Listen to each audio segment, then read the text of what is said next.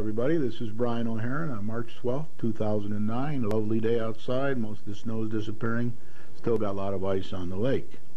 Tonight, I'm going to begin with my comments, and you'll see some various pictures during the program this evening. The first one will be the infamous swindler, one of the greatest of all times, Bernie Madoff,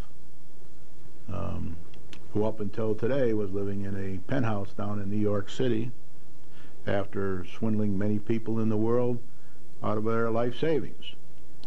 He's off to jail now. He was denied bail, and after a few months of being out on bail in that penthouse, he's now in jail. Later in the program, you're going to see a picture of just the opposite of Bernie Madoff, the new Securities and Exchange Commission, SEC, Secretary Mary Shapiro. Mary Shapiro and the SEC will be trying to ensure that we don't have any more Bernie Madoffs, and that we do some tweaking to the rules and regulations so that we don't, people can't do these kind of things in the future. Ironically, we did have rules after the crash in the early 30s there, but we got rid of them along the way. Some of them in around 1999 bit the dust, and we've been suffering from it a lot in the last few years.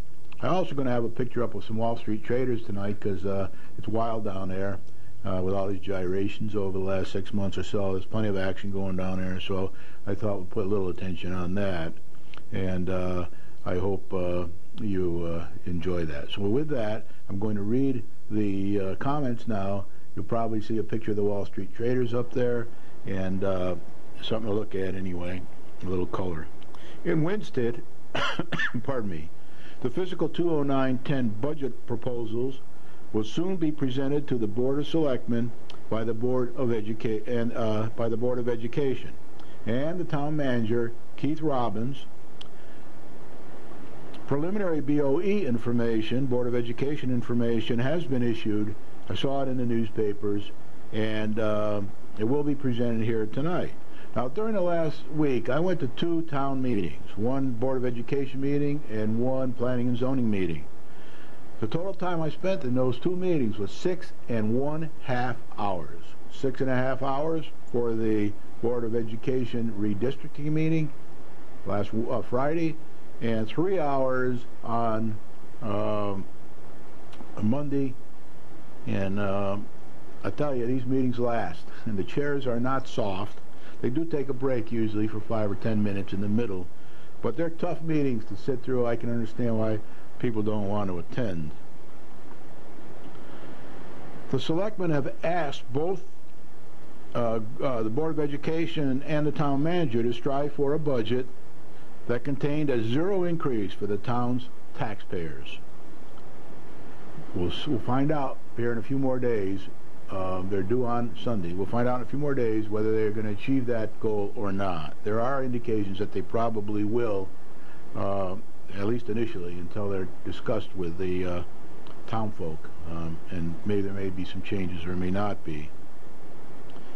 There will soon be a series of meetings with the Board of Selectmen and the town manager and his direct reports to review the budgets in detail. There will also be a meeting between the Board of Education and the Board of Selectmen to discuss the bottom line of the school budget.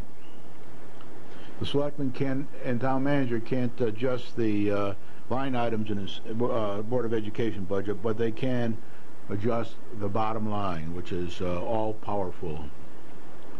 As those that watch this program regularly know, certain members of these boards have a tendency to attempt to micromanage the town manager and the superintendent of schools. This has been a tradition in Winstead over the years. The superintendent of the K-8 schools, Blaise Salerno, was very frustrated and distraught at the possible lack of support for his Plan B recommendation at the public redistricting meeting held on Friday night, March 6, 2009.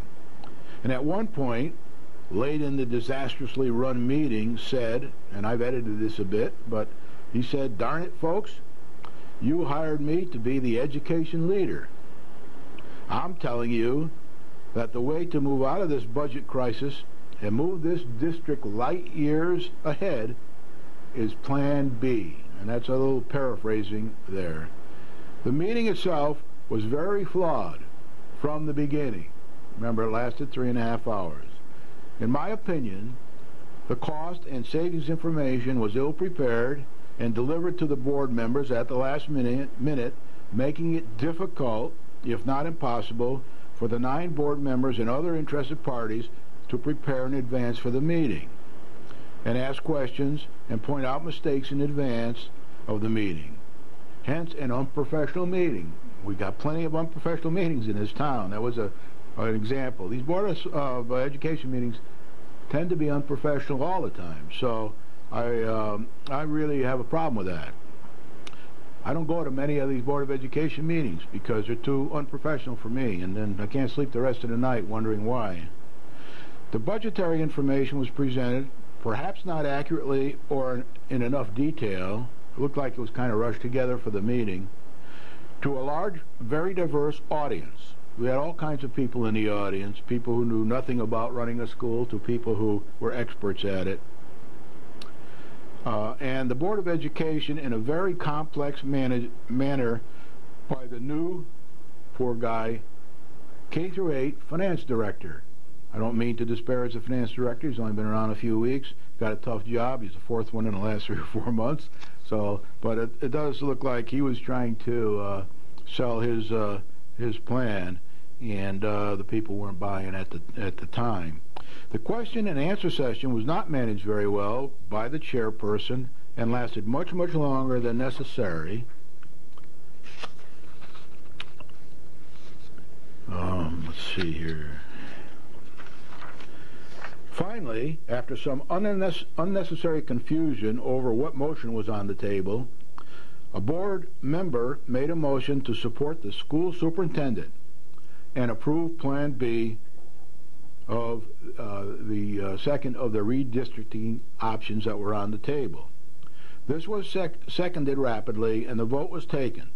The motion to approve Plan B, the superintendent's recommendation, was passed 5-4. The superintendent still seemed a bit frustrated. He looked down and shook his head at the close of the not fully supportive vote. Now, as you know, it has always been my opinion that the boards in this town, Board of Education and Board of Selectmen, must support both the town manager and the school superintendents. There are 2 of them, you know, one for Gilbert, one for K-8, when they make a difficult decision after discussing the pros and cons with the boards, preferably as much as possible between meetings, and with the public and Uncle Tom Cobley and all. If a pattern of accepting recommended decisions begins to exist, and the recommendations from either the town manager or the superintendent of schools prove to be leading us in the wrong direction, it may be time to reprimand and or replace the town superintendent after following the appropriate procedures. In this case, the town superintendent, the school superintendent. In the other case, it would be the town manager. If a pattern of not accepting the recommendations of the superintendents of schools proves to be a mistake, then perhaps the board members should be replaced at the next election, as I think is true here for the Board of Education. I think we need a lot of change on the Board of Education in this election this year, and I don't think we need any change in the Board of Selectmen. We ought to stick with what we've got, even though we're only running on 6 of the 8 cylinders, and try to get through this economic crisis and get some revenue coming into the town before we gamble again with a mixed opposite philosophy on the Board of Selectmen. That's why we hire the superintendent. That's why we hire the town manager. We hire them as the CEOs of their own little empires. Let's back them after due consideration and let them get on with their job. There is an election coming, and we know that we need more business experience on this board and a business-oriented chairperson that can deal with our education at a higher level, encompassing all 4 schools by bridging the great chasm between Gilbert and K through 8, which is very evident whenever we talk about budgets. Time will take care of this problem eventually, but we can't wait that long. We can't wait for time to take care of this problem we have in the schools. What I think we need to do is we need to get the 3 citizens of the town that are highly respected and have good reputations, regardless of political affiliation, and we ought to have 1 represent the Gilbert School, 1 represent the town, and 1 represent the K through 8 in an impartial way, and have them do a little study over the next year or so of our school system and its funding and how we can, and also its grading system, and how can we improve this over the years. Now, we're going to get some help from Obama on this. I'll mention that later in the program. But that's what I think we need to do. We need to get higher than we are now. The Board of Education is too low in our town. It's a little different in other towns where the high school reports directly to the town. Here we have a different situation, and as a result, we have three-cornered hat here, and we got to get to the point where we're all working in the same direction, and we can take a look at all the resources in the schools in an objective way and see how it's best to use these. I personally think that we should be using more of the Gilbert empty space for 7th and 8th grade or some other option that we may have, but it's a shame to waste space at Gilbert because we have a political problem between the Board of Education and the Gilbert Board. We've got to resolve that problem. So I think the only way to do it is by election or by the selectmen appointing 3 very senior advanced people to look into this and come up with an objective way for the town to solve this problem once and for all and get it over with. In my experience, when a family is at war with itself and dysfunctional, neighbors always seem to know before anyone else. Now we'll go to the agenda for March 12, 2009. We've had the comments. Now we're going to have this week again. We're going to update what's going on at the presidential level, Congress, the Federal Reserve, the Treasury, the state, and our town financial progress. And remember, I'm just trying to give you enough information here so you can get an idea how what's happening around the world and within the United States and within the state may affect our own budget in the town for the next few years. I'm going to talk a bit about the school FY 9 and 10 proposed budget. It's very preliminary. It was just put out a few days ago. It has a lot of work to be done before it goes to the town referendum and the town budget meeting for the FY 09-10 budget. That's quite a bit away, a few months away. But this is a beginning, and it's somewhere something to begin talking about. These numbers will go into the selectmen on Sunday or so. They're due on March 15th. We'll probably bring it up at the selectmen meeting on Monday if you want to watch that, 7 o'clock, Channel 13. The budget review dates, I want to talk to you. I missed that last week. It was at the end of the show, so I moved it up so I can go through them and you can see who's going to be on when if you want to go down and attend any of these meetings. They're all public meetings. Then I'm going to talk a bit about the Board of Education redistricting meeting that I went to for 3.5 hours. Can you believe that? And the planning and zoning's slow progress. I call it slow progress because I think we should be going much faster than we are now. I think they're going in the right direction. They're doing a lot of hard work. There's a lot of volunteers involved. They're doing it much cheaper than they thought they'd be able to do it, as we all suspected. And things are moving on there. I thought it was a good meeting. I just think the whole thing's moving too slow. And we're sort of geared up now for the restriction the state put on us to have it in by June or so of next year. My view is we should get it adopted quicker than that if we can, for Winston's purposes, for Winston's reasons. We should get this corridor moving, get it adopted, get that water and sewer in, which has to be in by September anyway from the Water and Sewer Commission to the state. Let's get going on it. Let's try to get that moving faster than it is now. And there is a process involved. It has to go to some work has to be done. It has to go to a town meeting, so to speak, or open public hearing, and whatever else has to happen before it gets to the state. So I think we ought to move a little faster on that. So we'll talk a bit about that tonight. Now, as far as progress is concerned on the economic situation, and I don't talk about anything too much here that doesn't affect the economic situation. I'm not too interested in some of the other things that are happening for this particular program. I do have my own ideas on all this. I try not to say I'm on this program. I'm more interested in being a reporter here, let you know what's going on. You can be the judge, watch other programs. If you think it's too right or too left for you, that's something you have to decide for yourself. I have my own personal opinions on that, but I'll try to keep them to myself a little more than I do my opinions on the town, because that's really what this program is all about. So the president wants to improve education. This is the greatest thing I think he's got going right now, by introducing, surprise, surprise, merit increases, pay for success, and money for funding. He's going to fund some of these unfunded mandates that we have. That's his intention. Whether he gets it through Congress and it all happens is another, in the unions is another story.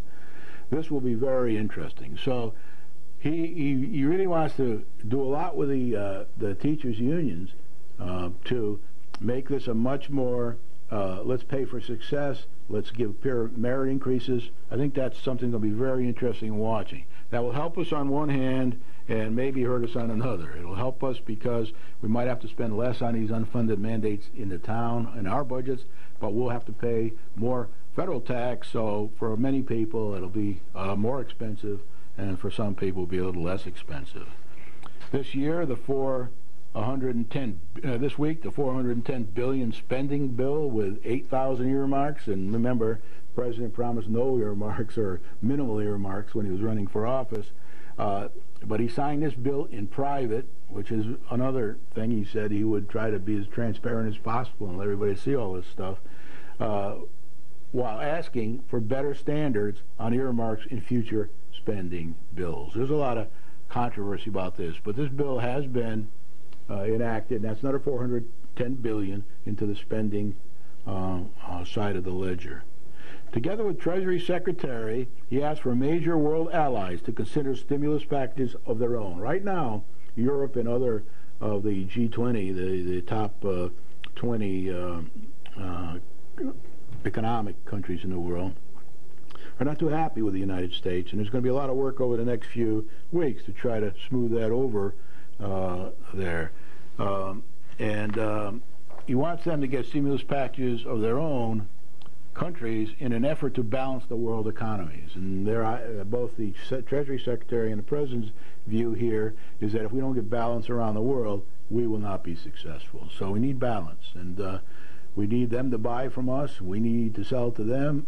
We need to buy from them, and they need to sell to us. There's all kinds of interesting reasons, but it needs to be balanced, and the rest of the world is getting to the point where it's in worse shape than we are. So the imbalance will not work. I remember earlier in the shows, way back in the beginning, I mentioned that if a tightrope walker is never balanced, they have a stick they carry, and they're either a little to the left or a little to the right, and then when they go to correct being a little to one side or the other, they goof up and go a little too much to the other side. So you will see that it's very difficult to achieve balance. That's what they're trying to do now. The thing's out of balance, and they're going to try to get it back in there. And it isn't easy, because most of the rest of the world blames us, probably quite rightly, for the recession. The President will attend the G20 meeting next month in London, and that's the 10 most prosperous countries in the world, one way or the other, and the Treasury Secretary will be there as well. And he did now, another controversial area here, all controversial I guess, but he signed the stem cell research change, so there's going to be some changes made to the stem cell research to make it so that federal money can be spent in this area much easier than it could in the last administration. Now, as far as Congress is concerned, Congress passed a $410 budget increase for this year that the President, I just said, signed. They had a lot of argument here about that 8,000 earmarks, which was kind of split half and half between the two parties. we'll consider changes to mark-to-market. Mark-to-market's too complex to explain on this program, but it's if they can change the mark-to-market, and this is where you'll see, I hope, the new Secretary of the SEC. Might see a picture of her here. She's going to be working on all this. She was in front of Congress this week and talking about it. But this change to the market could have a big effect on the way people trade and invest on Wall Street, and it should help us for the better. And there might be some changes to this. It's called FAST 151 down there in D.C. And if there are some changes to this rule, which a lot of people are recommending from both parties, or a short-term suspension of this rule, it could be very good for balancing things down on Wall Street. The new secretary, her name is Mary Shapiro, will consider putting an end to the naked short selling that goes on down there on the markets and bringing back what they call the uptick rule for short selling. If you go on the internet and look up uptick rule or mark-to-market, you'll get plenty of articles that you can read about those. But the uptick rule is basically very simple. Right now, if you want to sell short on a stock, that means sell it before you buy it. You sell a stock, that's allowed. And then you buy it back later at the cheaper price, and you make some money between the sell and the buy. Just the opposite of buying it and then selling it when the price goes up.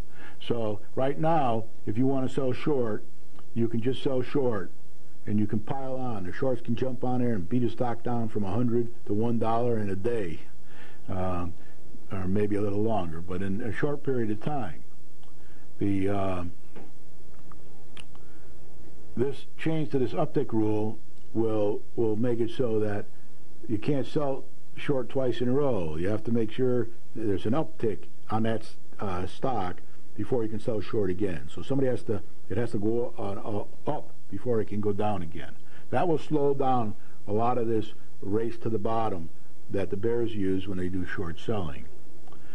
They may be also considering other stimulus packages there at Congress. So it's already talked now by Nancy Pelosi and people down there that, well, it looks like we're going to need another big stimulus package. Now, it's going to be more controversial than the first one, and probably won't be as big as the first one. The first one was pretty big. This one might be more like $400 or $500 billion instead of the 787 that we had before. Now, as far as the Fed is concerned, Chairman Bernanke wants government to take forceful action to stem unending financial turmoil around the world and immediately consider reforms to prevent another crisis, especially in the United States. Until the government stabilizes the financial system, a sustainable economic recovery will remain out of reach. Well, remember I told you last week, on one hand, maybe on the other hand, well, here we go again. The things bounces around, but in general, we're going up the middle. We're putting more money into the economy. There's a tremendous amount, about 800,000 Bernanke has put in there so far since the problem occurred, and he's still moving along, and things are still going, but it's rocky. We need forceful and coordinated actions when appropriate. Billions more have been pumped into the economy by the Fed. I did read just before I came here on the internet that the average household income's gone down about 9% in the last year. As far as Treasury is concerned, it's tough to get people to join that team. Nobody seems to either want to get through there and join that team or be able to pass the tests they have. They might have some help in their house that's not being paid properly, or they maybe didn't pay their income taxes, I don't know what. But it's very, very difficult now to pass the test down there in Washington because so many people didn't make it through, and they've tightened up all the checking. When I was going through all my various jobs with the government or as a consultant or whatever, I had the FBI in town many times checking on my background. So they thoroughly check people out now, and they're even getting tougher now that they've had some problems here for getting people into this administration. Every administration has similar problems, I guess. The Secretary of the Treasury wants a tenfold increase in the size of the emergency fund that the International Monetary Fund uses to help countries in deep trouble, financial trouble. He would like to see this increase raised from 50 billion, which it is about now, in that reserve fund, to 500 billion. That's where the tenfold increase comes from. We, the United States, presently pays 20% of this amount. So we pay about 10 billion into that. And we'll have to be approved more if we want to get up to 500 billion and pay our 20% of that. That will have to be approved by Congress. The Secretary of the Treasury will attend talks on Saturday and Sunday of this week in London with finance leaders of the G20 countries. And the President will be going to this meeting next week in London. You'll see it all on television. It's going to be a little tough over there now because they're not too happy with us, in Europe especially and around the world. So there's already a lot of rumbling happening. You can read about it in the papers or see it on television. You know, when you travel the world as an American, you're not always the most liked in the world. I was overseas when the Vietnam War was on, and you know, it was difficult to live in the environment when that was happening. The Secretary would like to see the Financial Stability Forum expanded. That's the Financial Stability Forum of the G20, which is a subset of the G20. See it expanded to include representation from all members of the G20. Presently, less than one-half are members of the Financial Stability Formula. So that's the thing he's going to be pushing on Saturday and Sunday and next week with the President over there in London.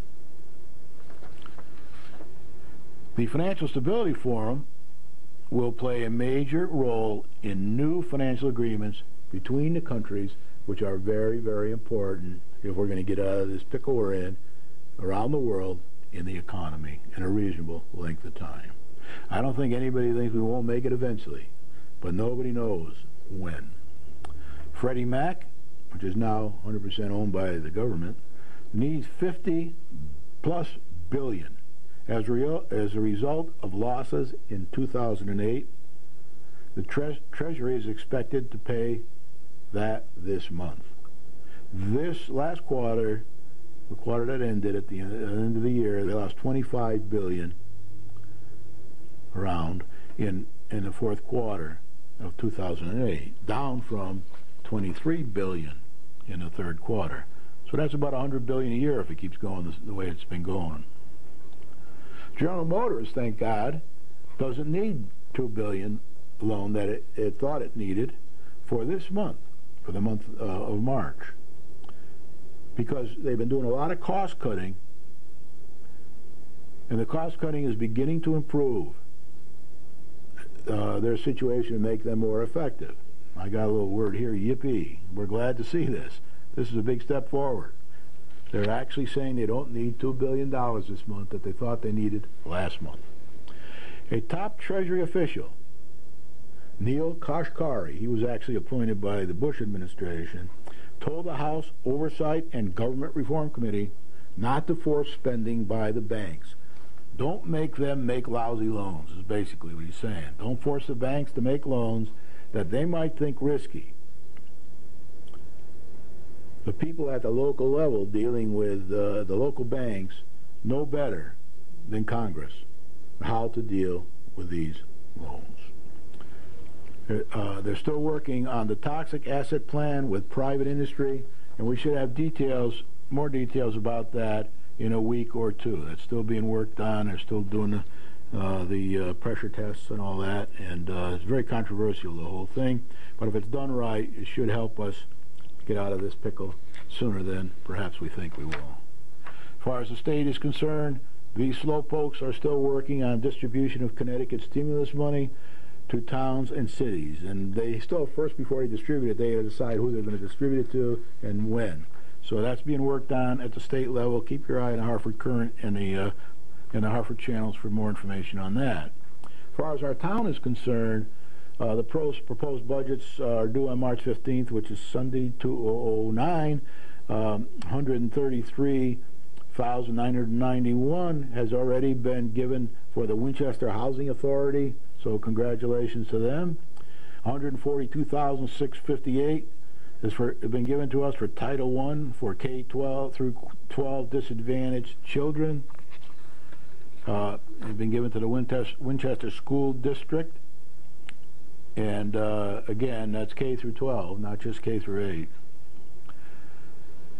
$375,000 has been given to us for children with disabilities in the education in the Winchester School District. Again, that's the whole district, not just K through 8. $20,241 for justice assistance in the town of Winchester, and that kind of goes towards the police and whatever we do in the justice area here in town. And more stimulus money may be received eventually when the state decide who gets what and when for roads and schools and all the infrastructure spending that they promised. The school budget proposal from the school, and this is just rough, it's preliminary, it's about $21.9 million for 9 and 10, minus forecasted revenues in the form of federal funding, grants, and tuition reimbursement. So that will put it at around $20 million, and that would be about $60,000 less than this year's package. So that means that there would be a zero tax increase for taxpayers if passed at referendum without any changes, assuming the town budget is also zero for taxpayers. So this has to play out over the next 2 or 3 months, and then we'll know better. Quickly, with the town budget meetings that are set up, March 17th, 18th, and 19th. That's next week. Town Hall, 7 p.m. for municipal departments and agencies. They have these every budget year, every year. Tuesday, March 17th, that's St. Paddy's Day. You know, I lived in around Ireland. I went to Ireland a lot when I lived in England. They don't have a St. Patrick's Day over there. So the only ones who celebrate St. Patrick's Day in England, to the best of my knowledge, are the Americans that live over there or visit there. It was a big surprise to me. It's more of a religious holiday over there than it is head for the local bar holiday. So on Tuesday, March 17th, senior citizens, the Recreation Department, purchasing and data processing, the assessor's office, building department, town clerk's office, public works, police, and civil preparedness will be reviewed. Public is welcome. You can ask questions. You can look at their budget. Ask any questions you want. Wednesday, March 18th, economic development, redevelopment, planning and zoning, inland wetlands, zoning board of appeals, civil service registrars, Winston Fire Department, Winchester Fire Department, and then Thursday on March 19th, Friends of Main Street, Soldiers Monument, landfill, Northwest Nutrition, Foothills Visiting Nurses, Beardsley and Memorial Library, and any outside or health agency in town wishing to make a presentation.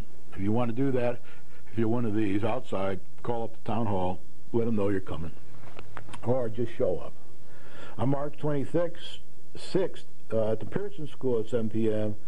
for Selectmen and the Board of Education. Everybody's welcome. You can go there, and if you're so inclined. Now, as far as the Board of Education meeting this week that I went to that lasted 3.5 hours, I don't think I ever attended a business meeting for 3.5 hours in my life around the world, but I did here. I've attended longer ones here. The longest and the biggest and the toughest, surprise, surprise, is the Inland Wetlands Commission. They can sometimes go to 12 to 2 in the morning or something. It's terrible, really. I think it's improved a lot since they got a new chairman in there. I think they've improved a lot, and they're now getting out at 9 or 10. But they also have less work on their plate. They don't have a big, huge development to go through. And I think the last chairperson was even better than one before it. So we tend to be getting better every time we get a new chairperson. I think it's good. But anyway, a redistricting meeting was held on March 5th, 2009 at 7 p.m. in the town hall. I attended this meeting from beginning, 7 p.m., to about 10:30 p.m. I stayed to the bitter end. Ugh. 3.5 hours in duration, with a short break in the middle. Thanks for that break. In my opinion, if properly chaired, the meeting should have been less than 1/2 hour at most.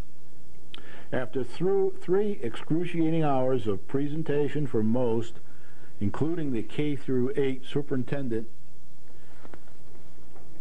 questioning of the numbers and information presented, and debate, a decision to implement Plan B as recommended by the school superintendent, Blaise Salerno, K-8 school superintendent, was made. It's a very controversial decision. I'm not taking sides one way or the other on this. I'm just telling you it was controversial. It was a 5-4 vote. Well, most of the people in the audience, that were teachers and mothers and all, did not agree with this decision for one reason or another, and plenty of stuff in the paper about it over the last week. But there are pros and cons to this decision. There are always pros and cons to any decision. And a great deal of detail seemed to be missing on the night of the vote, or at least questionable. But at least a decision has been made in an attempt to improve education quality and reduce costs over the next few years. And as far as I'm concerned now, the superintendent said he wanted Plan B. He got Plan B. He's got to make it work. My advice to the superintendent of schools is have a backup plan in case you find it isn't going to work, and then make it work. And the area that there are 2 concerns are, there are 3 or 4 concerns. One is, will we save the money we think we're going to save? Will we get the excellence in education we think we're going to get? And will we be able to handle mixing these classes together without kindergarten people being in with much older people than they are themselves? Under Plan B, pre-kindergarten and all administrative and family resource officers would be at the bachelor school. 1st through 4th grades would be at Hinsdale School. 5th through 8th grades would be at the Pearson Middle School. The industrial arts and home economics area at Pearson will become classrooms at significant cost. And also, the work will have to be done during the summer when the OCR work is being done by the school building committee. Their bids are going out yesterday, I think they went out, and they're trying to get all the work done by the end of the summer, and they have penalties on all of the subcontractors, $1,000 a day if they don't make the schedule, so the kids can get back in school with all this OCR work completed. And we got to be careful that the work in the areas that we need for this program does not conflict with the OCR work. There's going to be a lot of management and self-discipline needed there. The Board of Education says they think they can manage that, but it's up to Blaise Salerno and the school building committee to work closely together and make sure that all works out. Staff positions will be cut, and transportation costs would be lower. The superintendent may save, and I got these numbers out of the newspaper because I don't have a copy of the budget right now. I'll get one. This should be 72,000, not 72 million, but the should save about 72,000 in the first year, and I'll double check this during the week after I get the copy of the budget, and about 800,000 over the next 3 years. Some people don't think that's enough. And that has to be looked at, and they have to really comb over those figures and get good estimates to make sure those numbers are right. The cost reductions include 10.4 staff positions, including 1 elementary school principal. The school principal's job will be eliminated, but they will be adding, as I understand it, an assistant principal there at a little less pay grade, and about 5.4 teaching positions and 4 staff positions. There was a 5-4 vote along the ideological lines of the 9 board members. 4 Republicans voted against this plan, And the Democrats voted in favor of it, and one Republican joined the Democrats, and that's what made it 5-4. And when I say Democrats, if Rosemont Elliott is an independent, then, or whatever, unaffiliated, then it was 3 Democrats, 1 unaffiliated, and 1 Republican. Whatever, I never quite know which parties these people belong to because they switch a little bit from time to time. Plan B is designed to reduce costs and create a more efficient classroom system by eliminating duplication of educational services in Hinsdale and Bachelor and cluster students by grade level. Those aren't Brian's comments. Those are the comments of the people that agreed Plan B.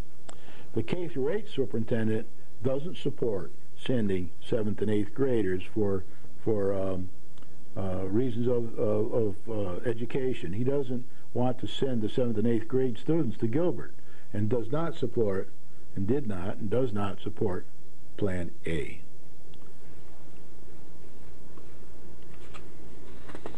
I personally, the majority of the residents present, myself included, thought that further study was needed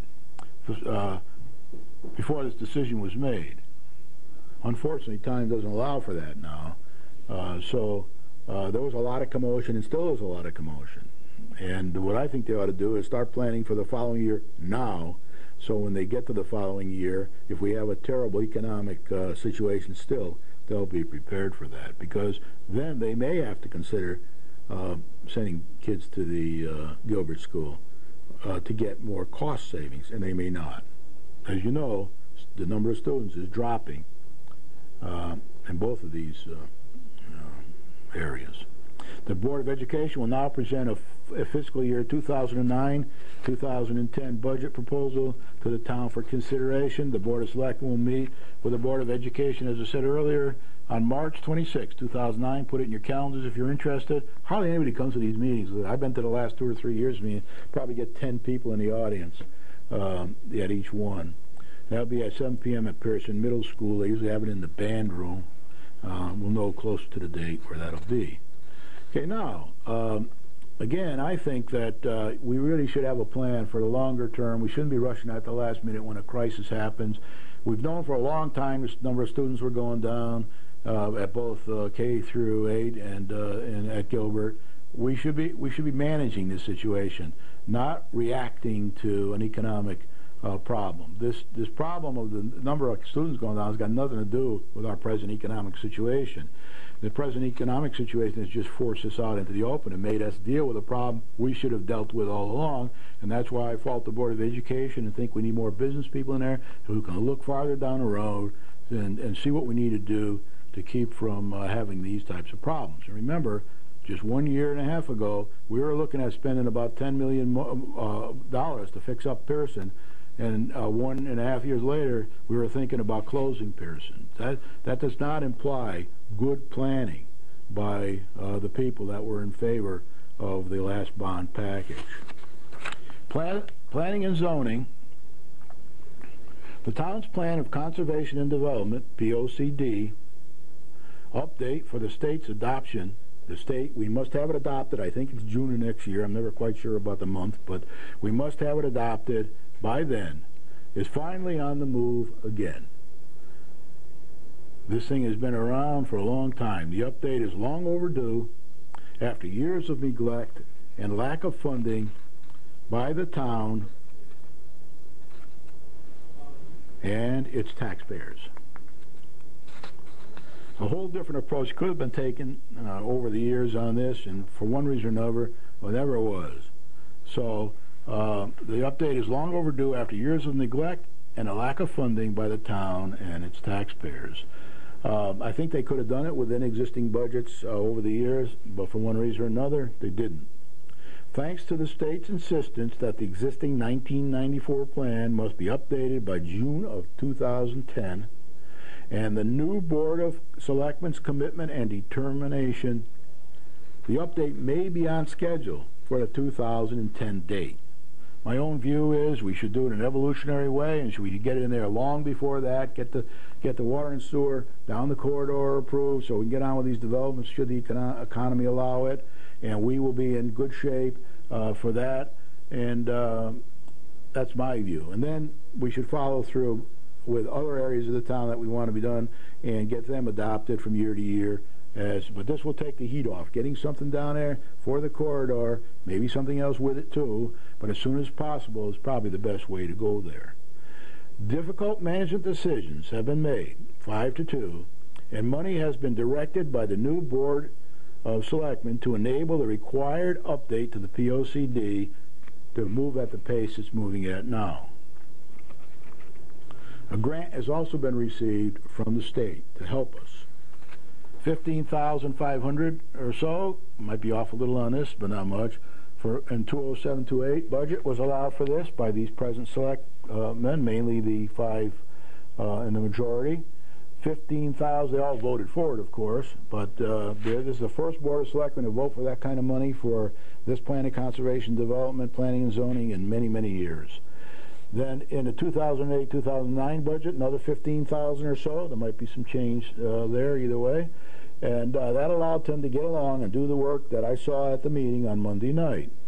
And then there was a $20,000 grant, 2008-2009. Now, whether there'll be any money in next year's budget remains to be seen, and whether or not we'll get another grant next year remains to be seen. I have talked to people that said it'll probably be a little difficult because we got one this year. They may give it to somebody who's more in need next year. We don't know. But let's hope we can get some more funding here in the future. But to get what we need done, this should be able to do the job. And even some of the comments that were made the other night at the meeting was that we're getting this thing done for a lot less money than we thought it was going to cost when we originally started. Now, I don't think the selectmen ever thought it was going to cost as much as other people did, and it looks like they're proven to be right on this. There are a lot of volunteers helping, so I want you to understand that when you don't have money, you have to use volunteers a lot. The project seems to be progressing for less than originally anticipated thanks to many residents and organizations volunteering their services, as well as the paid consultants that we're using from that money. The progress meeting was held on March 9th, 2009 in the town hall, 3 hours in duration. About 40 or 50 people attended. I didn't count them, so, you know, plus or minus a little there. The video, somebody recorded the meeting, and an interesting party did that. It may or may not be on channel 13 or 15 over the next week or two. Check with the people down here at the channel and the Charter Communications, and if you see it's going to be on, you might want to watch it, see what happened there. There's a CD available from the town hall. May not be there yet, but in a few days it'll be available, so you can hear everything that was said if you want to. That costs $1 if you want a copy of it. And minutes will be available from P&Z office. The P&Z office has a very good minute person, Kathy Venezia. She does excellent minutes. So you can get that from her in a town hall if you want to read the minutes of that meeting, or you can get them off the internet because she posts them on the town website when she's done. A copy of the handout that was given at the meeting with pictures in it and all kinds of good information is available on the web at www.winchesterct, I don't have the CT on here for some reason, development.com. Any question on that? You don't have a pencil and paper there? Then you can contact Kathy Venezia at the Planning and Zoning office, and she will tell you what the web address is. But I'm going to put it up once again for you here where I do have it right, www.winchesterct for Connecticut, Winchesterct, development.com. And then you click on POCD, and if you don't have a computer and you don't use the internet, then you can go get it from the Planning and Zoning office. They'll make a copy for you at the town hall. There's some nice colored pictures in there of some of these things that they did. Subject of this meeting was the Plan of Conservation and Development, POCD, progress, mainly GIS mapping presentation and feedback and desires from commission members of the other commissions in town. The attendees representatives from each local land use commission were there and did speak.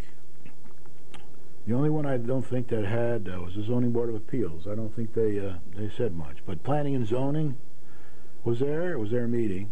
Inland Wetlands representatives Zoning Board of Appeals had some representatives there, although I don't think any presentation was made by them. Water and Sewer, then they pointed out that they must get their water and sewer plan into the state by September of this year. That'd be nice to also at the same time do the corridor if we can. Water and Sewer, as I said, the economic development was there, and one of their main statements was they would like to see the economic development.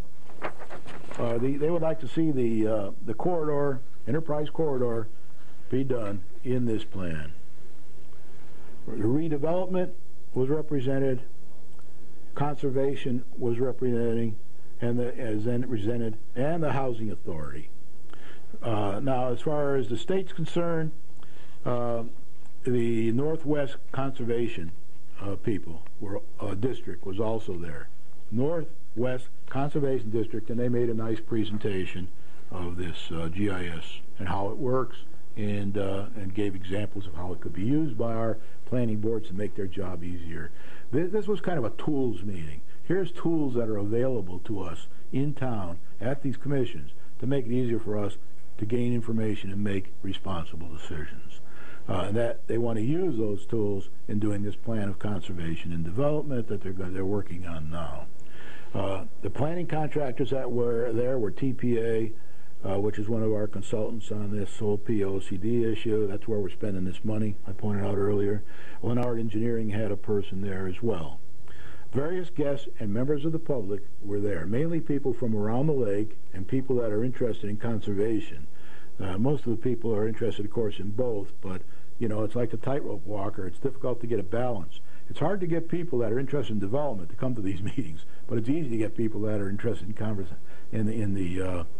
conservation aspects of it. I think most people there are sort of half and half, but you got to be very careful in these situations that these things are balanced, and you've got to make sure that we don't have so much conservation that we don't get any tax money in to pay for the things we need to do in the town. So that has to be balanced. They're aware of that, and I'm hoping that comes out all right. I'm very interested in the balance. I'd like to see both happen. I'm in the middle of the normal distribution curve. I'd like to see us do the development we need to keep the taxes reasonable and have the town meet most of its wants and needs, and I'd also like to see as much conservation as there is here. Now remember, we're kind of a difficult town in a lot of ways, because one of the things that made us what we are today is the water. We have plenty of water in this town everywhere, underground, aquifers, we've got rivers all over the place, we've got hills where water comes down. And then one of the things that makes it difficult to get on with your plan is the same thing that made us great, the water, because it's everywhere, and there are rules about all these things. So, you know, we have to walk tenderly through all this, but that's happening now with this plan. My only view is it probably should happen faster. Presentations by the state and vendors of the capabilities of this global positioning system, GIS, mapping system, tools, and their practical use to the town. They were made short presentations. They lasted maybe 10, 15 minutes each, not much. And then they answered questions from all the people that were there, the 40 or 50 people that were there, and it was all done in a very professional, very polite, and what I would call adult manner. Plenty of input and questions from the commission members and the public to these experts that were there and to the board members, ways they wanted to see more information in this and other things presented and all that. The Enterprise Corridor water and sewer for the Enterprise Corridor must and will be submitted by the Sewer and Water Commission to the state by September 1st, 2009. And that's going to happen. What they've done is they've gone over it with the Planning and Zoning Commission. They're expecting a reply from the Planning and Zoning Commission and other commissions most likely as to what they would like to see changed, or I'd like to see it improved. And then all that has to be done by September 1, 2009. And once that gets over to the state, they'll question it, and if they like it and they don't have any real serious problems with it, they'll adopt it into the state plan of conservation and development for water and sewer. The Sewer and Water Commission is expecting agreement with Planning and Zoning before submitting to the state by September 1st, 2009 for adoption. Now, what would I like to see here? I'd still like to see a few milestones as when's it due to the state, and when would we like to see it go to the state, and what are the milestones we need to get it there with dates on them, so we can say it has to be in by this date. And in order to get it there by that date, 1 month early we have to have a public hearing. 1 month earlier we have to do something else, have the plan done, that kind of thing. And I don't really think we should just shoot for the state date. I think we should shoot for the town need date. The quicker we can get this enterprise corridor adopted with the water and sewer down at the state, the quicker we'll be able to entertain requests from people who might want to build businesses down that corridor and who might want to help come to our town. And we know there's interest already. Tony Canal will talk to the selectmen about that. And we also know we have these, when things clean up a little here in the economy, we know that we can perhaps, one way or another, get along with the developments up there. It'll supply between 5 and 8 million to our town for each year once it's all up and running. With that, I'll say thank you very much. It's been an interesting week. It'll be even more interesting next week. Happy St. Patrick's Day. See you next Thursday.